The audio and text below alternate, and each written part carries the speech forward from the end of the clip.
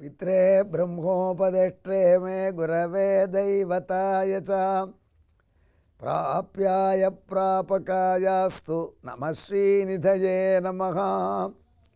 அன்புள்ள விஜய் தொலைக்காட்சி நேயர்களே, உங்கள் அனைவருக்கும் என்னுடைய வணக்கங்கள் மற்றும் இனிய நல்வாழ்த்துக்கள்.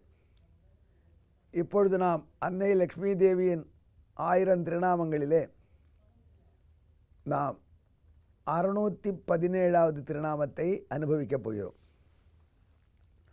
சென்ற திருநாமத்திலே லக்ஷ்மி தேவி மிகுந்த தேஜஸை உடையவள் என்று சொன்னோம். அதை பார்த்த உடனே ரொம்ப வெப்பமாக இருக்குமோ அப்படின்னு ஒரு அச்சம் வரும். அதை நமக்கு தெளிவிப்பதற்காக இந்த 617வது திருநாமத்தை அறிமுகப்படுத்துகிறார் வியாச பகவான். இப்போது சமஸ்கிருதத்தில் ஒரு வார்த்தை இருக்குங்க, ஹசந்தின்னு ஒரு வார்த்தை. இது கொஞ்சம் இன்ட்ரெஸ்டிங்கானது. ஹசந்தி என்றால் சிரித்து கொண்டிருக்கிற பெண்ணுக்கு பேர். ஹசந்தி என்றால் புன்முருள் பூத்த இனிய முகத்தை உடைய பெண். ஒரு ஹசந்தியாக மனைவி இருப்பது என்பது ரொம்ப அதிர்ஷ்டம் உள்ளவர்கள் தான் கிடைக்குங்கிறாங்க. மனைவி கணவனை பார்த்தோன்னே சிரிச்சுக்கிறாங்க. புன்முருவலோட மனைவிங்கிறது பெரிய பெரிய விஷயம் அப்படின்னு சில பேர் சொல்கிறாங்க. அவங்க நிலைமை அப்படி. ஆனால் லக்ஷ்மி சஹஸ்ரநாமம் கேட்குற நமக்கெல்லாம் அந்த கவலை இல்லை, விடுங்க.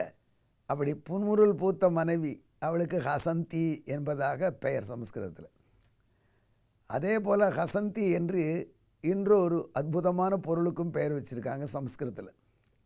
அது என்னன்னு கேட்டால், நீங்கள் பார்த்துருப்பீங்க சில திரைப்படங்களில். பல திரைப்படங்கள் சிம்லா, ஊட்டி இதெல்லாம் காண்பிப்பாங்க இல்லையா? அங்கெல்லாம் மக்கள் உட்காரிச்சு ஒரு கணப்பு முன்னாடி உட்காந்துருப்பாங்க. குளிர் ஜாஸ்தி. அதெல்லாம் என்ன பண்ணுவாங்க, சுட சுட பக்கத்தில் நெருப்பு தணல் பக்கத்தில் உட்காந்துருப்பாங்க. அந்த சூட்டுக்கு குளிருக்கு அது ரொம்ப இதமாக இருக்கும். அப்படி அந்த தணல் போட்டிருக்கிற செட்டிக்கு ஹசந்தி என்று சமஸ்கிருதத்தில் பெயர். ஒரு கவிஞன் ரொம்ப அழகாக சொன்னான், காஷ்மீர் குளிரில் பக்கத்தில் 2 ஹசந்தி இருந்தால் போகிறோம், அதே சொர்க்கம்னுட்டான். அதாவது ஹசந்தி ஆகிற மனைவி பக்கத்தில், இன்னொரு பக்கத்தில் இந்த ஹசந்தி ஆகிற தணல். காஷ்மீரில் என்ன பண்ணுவாங்க, குளிரில் சில சமயம் நீங்கள் பார்த்துருப்பீங்களோ என்னவோ, அவர் அந்த தணல் செட்டியே உரி மாதிரி கட்டி தோளில் போட்டு கூட போவாங்க. ஏன்னா அவ்வளோ குளிராக இருக்கும் சமயத்தில், அவ்வளோ சூடு தேவைப்படும். இப்போ ஒன்று தெரியறது, அதாவது ரொம்ப வெப்பம் வந்ததுன்னா நமக்கு தேவையில்லைன்னு இல்லை, வெப்பம் ரொம்ப தேவைப்படுற காலம் உண்டு. அது என்ன, காஷ்மீர் மாதிரி குளிர்ற இடத்துல.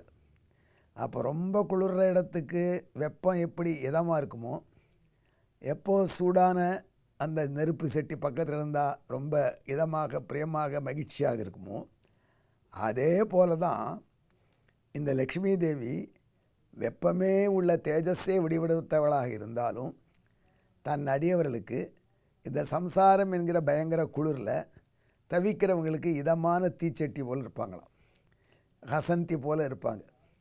அதைத்தான் வியாச பகவான் சொல்கிறார், சுகஜ்வாலா அப்படின்னு. அன்பர்களே, இதில் இன்னொரு அற்புதமும் இருக்குது. இயற்கையில் உள்ள அதிசயங்களில் ஒன்றும், பத்ரிகாசிரமம் போனீங்களான்னா அங்கே அலகநந்தான்னு கங்கை இருக்கிற, காலை வச்சுட்டிங்களா தொலைஞ்சிங்க, எப்படி ஃப்ரீஸ் ஆகிடுவீங்க. கையை வச்சா அவ்வளோதான், கொஞ்சம் ஆகிடும். அவ்வளோ ரொம்ப குளிரில் ஓடுறது அலகநந்தா தண்ணி. மனுஷனுக்கு குளிராக இருக்கும். அந்த குளிராக இருக்கிற சமயத்தில் குளிப்பது என்பது எப்படி, யார் வெந்நீர் போட்டு வைக்கிறது?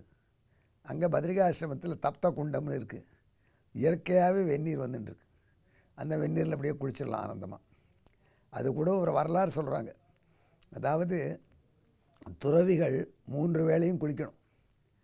துறவிகள் 3 வேளையும் குளிக்கணும்னா காலையில் ஒரு தடவை, மதியம் ஒரு தடவை, சாயங்காலம் ஒரு தடவை. துறவிகள் குளிக்கும் பொழுது அவர்களை பச்சை தண்ணியில் குளிப்பதான் சிறப்புன்னு சொல்கிறாங்க. ஏன்னா நாம் கூட குளிருக்கு பயப்படக்கூடாதுன்னு சொல்கிறாங்க. குளிருக்கு பயந்த அந்தணனுக்குன்னு நரகம் இருக்கும், அது வேறு. குளிர்காலத்தில் பச்சை தண்ணியில் குளிக்கணும். அப்படி குளிக்க மாட்டேன்னு வெந்நீர் வச்சு குளிக்கிறாங்களே, அவங்க அப்போ ஏற்பட்ட அந்தணர்களுக்கு ஒரு நரகம் இருக்கான்.